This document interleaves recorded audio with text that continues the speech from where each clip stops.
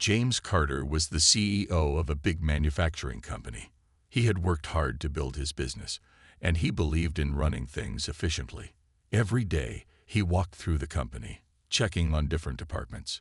He liked to see how his employees were working and if everything was running smoothly. One evening, as he was leaving late from his office, he noticed something unusual. An elderly janitor named Henry was still working, even though his shift had ended hours ago. James had seen Henry many times before, always quietly doing his job.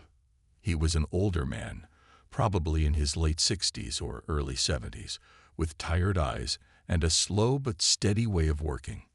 Henry never complained, never took long breaks, and never asked for anything. He always had a kind smile, even when he looked exhausted. But that night, James saw something that made him pause. Henry was mopping the floor with tired hands, his back slightly bent from years of hard work. His uniform was clean but old, and his shoes looked worn out, as if they had been used for many years.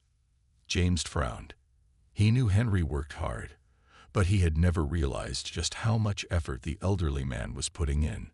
Why was he still here, working extra hours? Was it his choice, or did he have no other option? Curious, James decided to observe him for a while. He leaned against the doorway and watched as Henry carefully placed all the cleaning supplies back in their places. Then, after taking a deep breath, Henry slowly walked toward the exit. Instead of heading home, he walked past the parking lot and toward the street. James, feeling an unexpected concern, decided to follow him at a distance. He wanted to understand what was happening in Henry's life. Something about the way the old man moved, the tiredness in his steps, the way he sighed, made James feel that there was more to his story than just a long day at work. Henry walked for a while, passing through different streets. James followed quietly, staying far enough behind so that Henry wouldn't notice him. After a few minutes, Henry reached a small diner at the corner of a street. James expected him to go inside and order food, but what happened next completely surprised him. Henry didn't enter the diner like a regular customer. Instead, he stood near the back entrance, waiting. After a few moments, a worker came out carrying a bag of trash. Henry hesitated, then softly asked the worker something. The worker looked at him, nodded, and handed him a small package. Henry took it gratefully and quickly walked away. James stood frozen, trying to process what he had just seen. His elderly employee, who had worked tirelessly for double shifts, was now begging for food behind a restaurant. Something was very wrong, and James knew he had to find out the truth. James stood in shock as he watched Henry walk away with the small package of food. 1,000 thoughts ran through his mind. Why would a man who worked so many hours have to ask for food? Was he not getting paid enough? Was something else going on in his life? James felt a strange mix of emotions: sadness, curiosity, and guilt. He had always believed that his company treated its employees well, but now he wasn't so sure.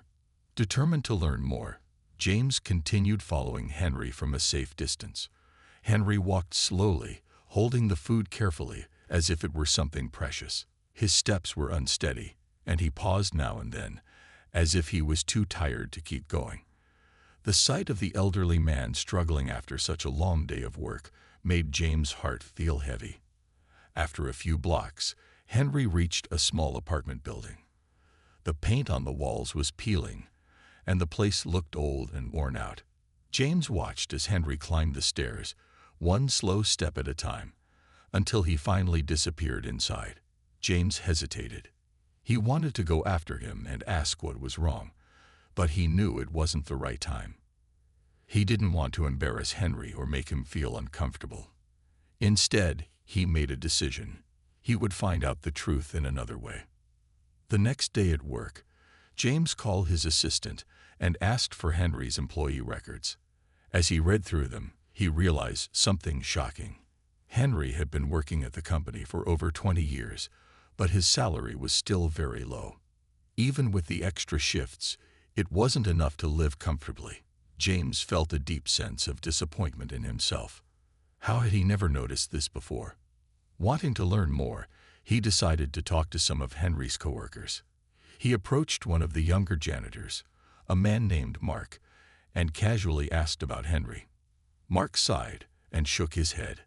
"Henry is one of the hardest working people I've ever met," Mark said. "He never complains, never asks for help. But I know things have been tough for him. He takes double shifts almost every day. And even then, I don't think he has enough money. I've seen him skipping meals, saying he's not hungry. But I know the truth. He just doesn't have enough to eat." James felt a lump in his throat.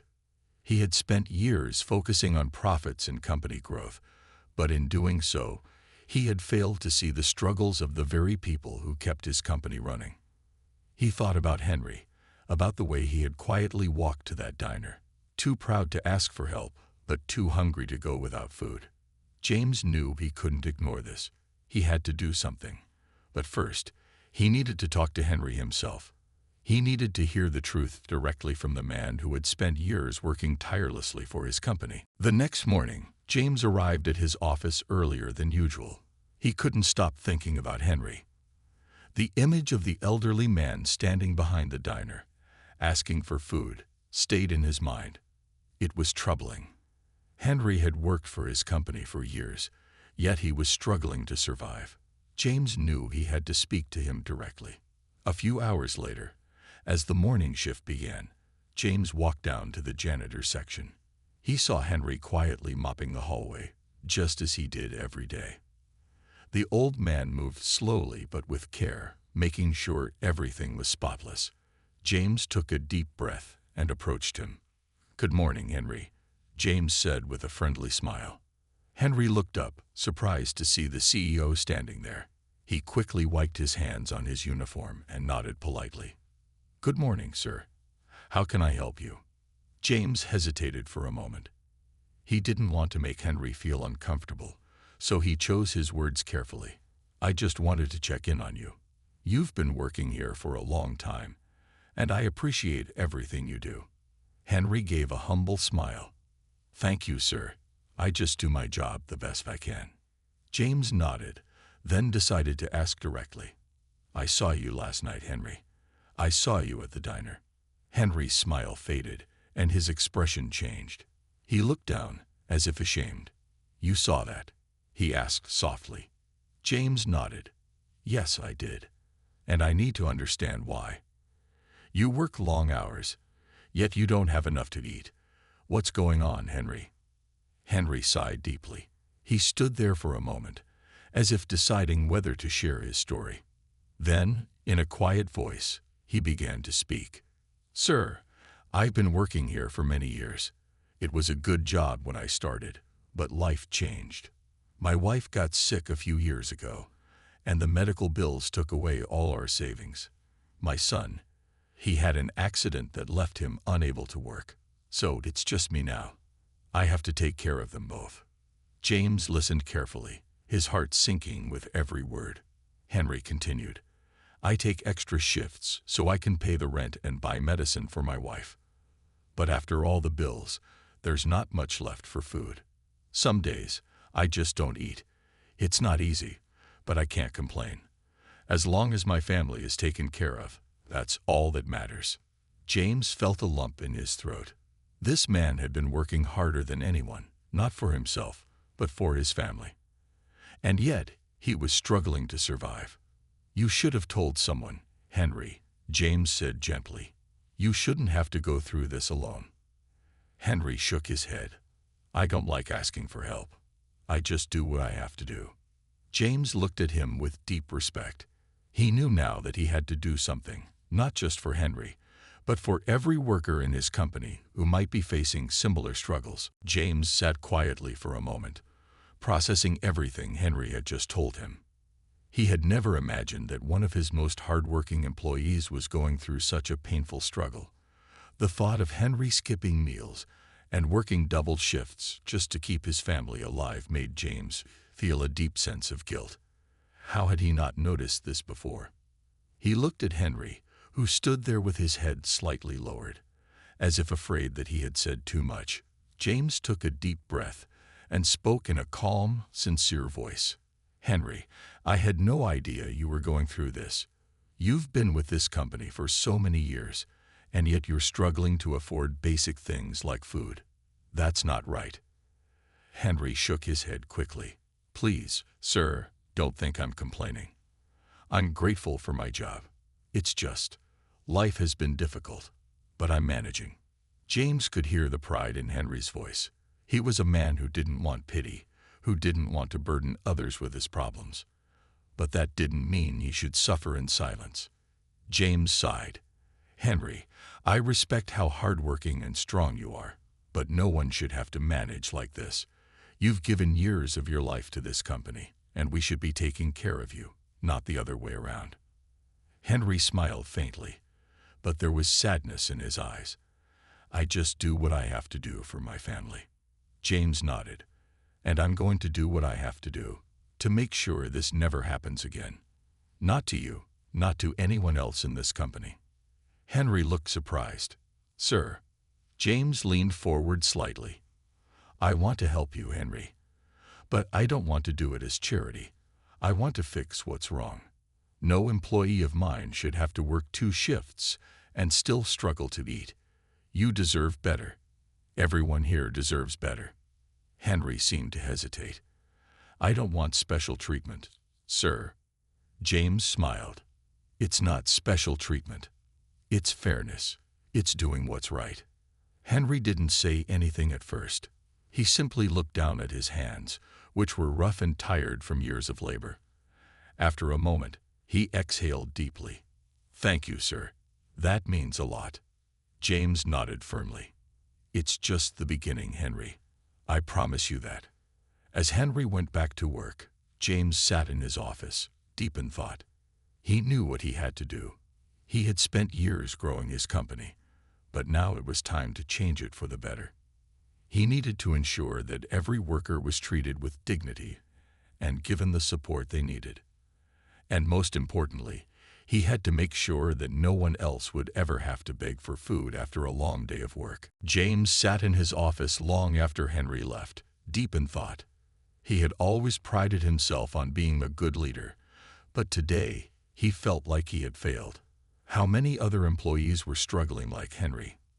How many were silently suffering, afraid to ask for help? These thoughts troubled him. For years, James had focused on growing his business, increasing profits, and making sure the company was successful. But now he realized something important. What was the point of success if the very people building the company couldn't afford to live with dignity?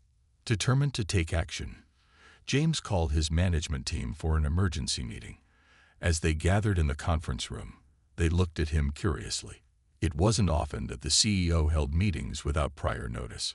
Once everyone was seated, James stood up. "I want to talk about something important," he began. "I recently learned that one of our longest-serving employees, Henry, has been working double shifts, yet he still doesn't have enough money for food or basic necessities. This is unacceptable, and I'm sure he's not the only one facing such struggles." The room fell silent. Some of the managers exchanged awkward glances, while others looked down. Finally, one of them, Mr. Collins, the head of finance, cleared his throat. "Sir, we follow the industry standards for wages. We pay what is expected." James shook his head. "But is it enough? Just because something is standard doesn't mean it's right. We need to do better. Our employees are the backbone of this company. If they can't afford a decent life while working full-time, then we are failing them." The managers sat in stunned silence. No one had expected this. James continued, his voice firm. "Starting today, I want a full review of our employee wages and benefits. I want to know how much our lowest-paid workers take home and whether it's enough for a decent living. If not, we're going to change it." One of the HR executives hesitated before speaking. "Sir, increasing wages will have a financial impact on the company." James nodded. "Yes, it will. But what kind of company do we want to be? One that only looks at profits, or one that values the people who make this business possible? If we take care of our workers, they will take care of this company. And in the long run, that's a better investment than anything else. For a moment, no one spoke. Then, one by one, the managers nodded in agreement. They could see that James was serious, and more importantly, they knew he was right. As the meeting ended, James felt a renewed sense of purpose. He wasn't just running a business, he was leading people. And it was time to make sure every single one of them was treated with fairness, dignity, and respect. It was the start of a change, one that would impact not just Henry, but everyone who had given their hard work and dedication to the company. James wasted no time. After the meeting, he gathered a special team to start reviewing employee wages, benefits, and working conditions. He wanted real numbers. He needed to see for himself how much his employees were earning and whether it was enough to support them and their families. As reports started coming in, James felt a mix of emotions: shock, disappointment, and determination. Many of his workers, especially those in lower-paying jobs like janitors, warehouse staff, and maintenance workers, were struggling. Some, like Henry, were working extra hours just to afford rent, medical bills, and food. Others were living paycheck to paycheck, with no savings or security. James couldn't believe he had been so unaware of these hardships. It was clear to him now. His company was successful, but at what cost? If his employees weren't living with dignity, then true success had not been achieved. Without wasting any more time, he called another meeting with his executive team. This time, he had a plan. "We are making changes," James said firmly. "First, we are increasing wages for our lowest-paid employees. They deserve to be paid fairly for their hard work. Second, we are improving benefits, better health insurance, paid leave, and financial assistance programs for emergencies." His team listened carefully. Some looked concerned about the cost, but no one dared to object. They could see the determination in James' eyes. Additionally, James continued, "We will create an employee support fund. If someone is struggling with unexpected medical bills or personal emergencies, they will have a place to turn to. No one should have to work extra shifts and still go hungry."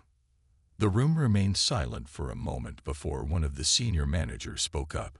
"Sir, this is a big change. Are you sure we can afford all of this?" James nodded. "Yes, we can afford it. And more importantly, we must afford it. A company isn't just about profits, it's about people. If we don't take care of our employees, we're failing as leaders." One by one, the executives began to nod in agreement. Some even looked inspired. Over the next few weeks, the changes were put into action. Employees were called in for private meetings to discuss salary adjustments. Some were in disbelief, others were emotional, and many expressed deep gratitude. Henry, in particular, was shocked when he was informed about his salary increase and additional support for his family's medical needs. "I don't know what to say," Henry said softly when James met with him personally. "This means everything to me." "You don't have to say anything, Henry," James replied with a smile. "You've worked hard for this company. Now it's time for this company to work for you." For the first time in a long while, Henry felt a weight lift off his shoulders.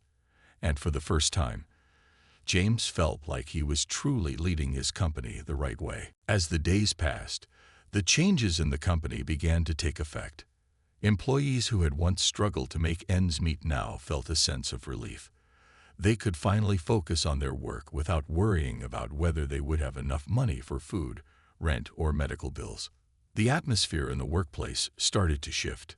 People seemed happier, more motivated, and more engaged in their jobs. James walked through the company halls, watching everything closely. He saw employees smiling, talking to each other with a sense of ease that wasn't there before. The workers who had once looked tired and overworked now carried themselves with renewed energy. It was a change he was proud of. One day, as James passed through the janitorial section, he spotted Henry. The elderly man was still doing his job with the same dedication, but there was something different about him. He looked more at peace, less burdened by the weight of his struggles. "Henry," James called out, walking over to him. Henry turned and smiled. "Good morning, sir." James returned the smile. "How are you feeling these days?" Henry wiped his hands on a cloth and nodded. "Much better, sir. My wife's getting the medicine she needs without me having to skip meals. And my son, well, he's getting better care too. I can't thank you enough for what you've done." James shook his head. "You don't have to thank me, Henry. You earned this. You and every worker in this company deserve to be treated with respect and fairness." Henry looked down for a moment, as if thinking about something. When he spoke again, his voice was filled with emotion.